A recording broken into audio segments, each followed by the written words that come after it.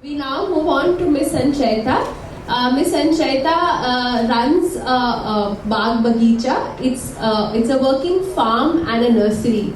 And she's someone who left a conventional profession and chose to grow her own food.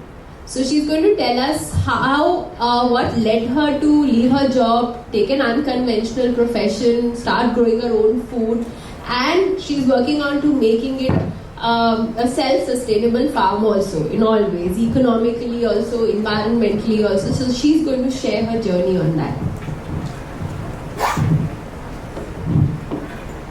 I'm Sanchayta. I'm running a farm called Bagh Bagicha in Noida, on the outskirts of Noida. So my journey with Bagh Bagicha was started in October 2020 when the lockdown happened, loss of jobs happened. Of course, it heavily impacted a lot of people, and my family was one of them. So instead of us going back to looking for jobs, we thought of doing something. And given none of us come from this agricultural background, so I'm from exports. I worked in exports before this, and I don't belong from this background at all. So 2020. We initially thought of starting up a nursery. So plants nursery, you all know. Nursery, that was our initial plan. But once we started looking for land, we came across this really good patch of land in Noida. We took up the project, started working on it in October 2020. And so initially, again, we were only planning to do a nursery. But with time we saw kitna sara land was left barren, because nursery you can't turn an entire 4-acre land into a nursery, right? You'll want to have another ways to earn. How will you sustain in such a big land? So we thought, okay, let's start growing our own food. So October 2020 we started planting the winter vegetables. This is basically our first harvest, our first time doing farming. So when we started with the winter vegetables: cauliflowers, broccoli, cabbages, spinach, lettuce, methi, and all of it is done without the usage of urea, fertilizer, pesticides. So when we talk about farming, in India, urea plays a big role. A lot of produce that, in fact, a lot of you are eating, all of you are eating, comes from a mandi, comes from your vegetable sellers.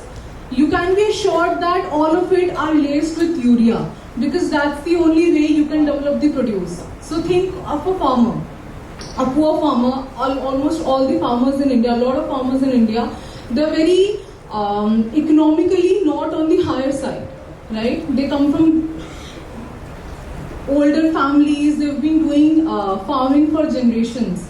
But all of them, the produce they are growing and all of it that you guys, everyone is eating, it's laced with urea, it's laced with fertilizers, chemical ones. That's the only way to develop the produce, make the most of the land, and of course make it economical. What we did, since we were only growing it for our families in the beginning, we did not use any urea, any fertilizer, any pesticide.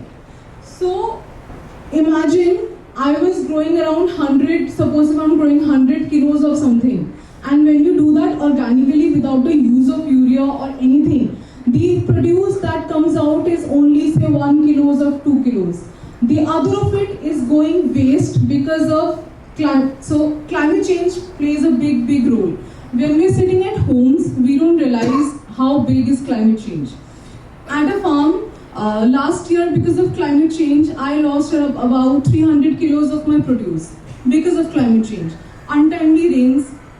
When untimely rains happen, there is, say, insect attack. A lot of insect attacks. We don't treat it. I usually pluck the vegetable that is infested and I throw it out. I don't use it. So naturally, my produce is very little of what I plant. Economically, it doesn't sit well on my pocket at all, and I will not lie about it. But I know at least what I'm eating at the end of the day. That is not laced with any fertilizer, not any chemicals, anything. So what I am eating is pure. I know that. So this is my first produce that happened in 2020. This is 2021, my first season of summer. So I do all seasonal vegetables. Again, winters I just told you. In summers we do pumpkins, bottle gourds, and corn. All of it is done using traditional methods and organic methods. This year we also ventured into flower farming because I have studied about it and I wanted to see how to get into something like this. So it did not really, the first harvest was about 25 kilos of marigold, and again, we did not use any fertilizer, anything in it.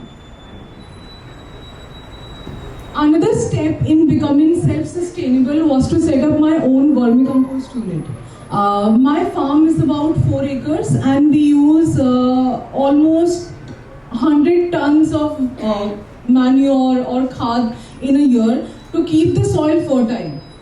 So we set up our own vermicompost unit and we are producing about 10 to 12 tons in every 40 days, and all of it is used in my farm.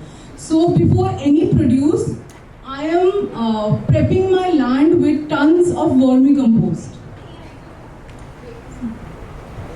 This is the vermicompost that we harvest. Another traditional farming method that we use is intercropping and crop rotation. So I think a lot of you might have studied about intercropping and crop rotation. And so basically I am creating small patches where both crops are self-sustaining and I don't have to do a lot for it. For example, I grow banana and turmeric together. The reason being, they both feed each other in ways that I will not have to spend on any nutrition.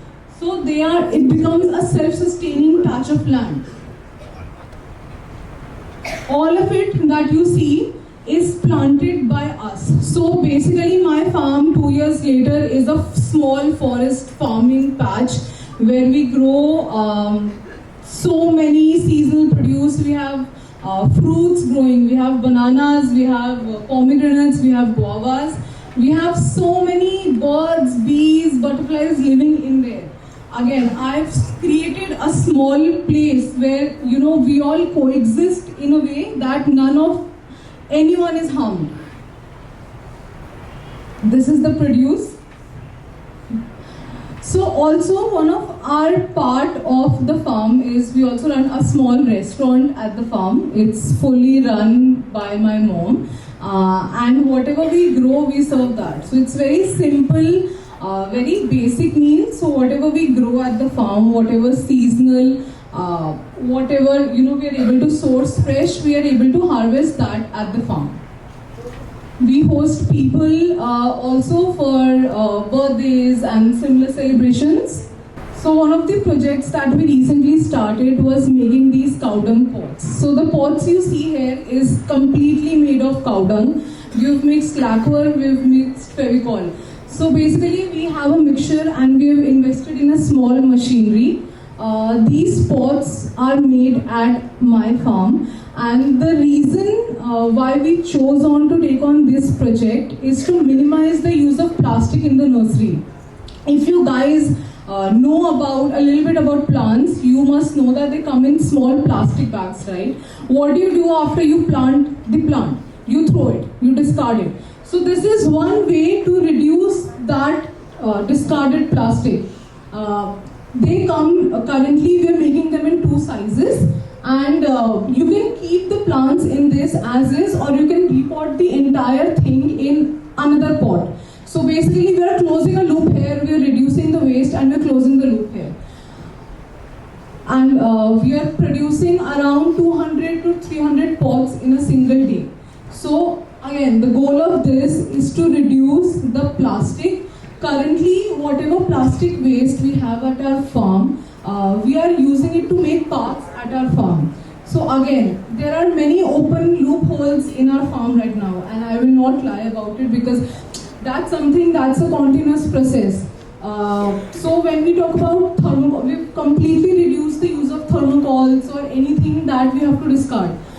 We use dry grass from our farm, we use hay. And now that we are making these pots, the goal is to reduce the plastic waste as much as we can.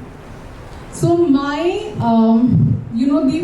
I would say ki, when I started farming, when you're at school, no one really tells you. So when I ask you who wants to become a farmer, right? No, none of you will raise your hand probably, because of course, why would you become a farmer, right?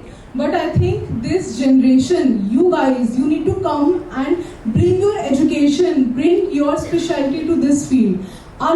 We need farmers because we need to bring the education and we need to reduce the use of all this urea that is directly linked to the many health issues that is going on, right?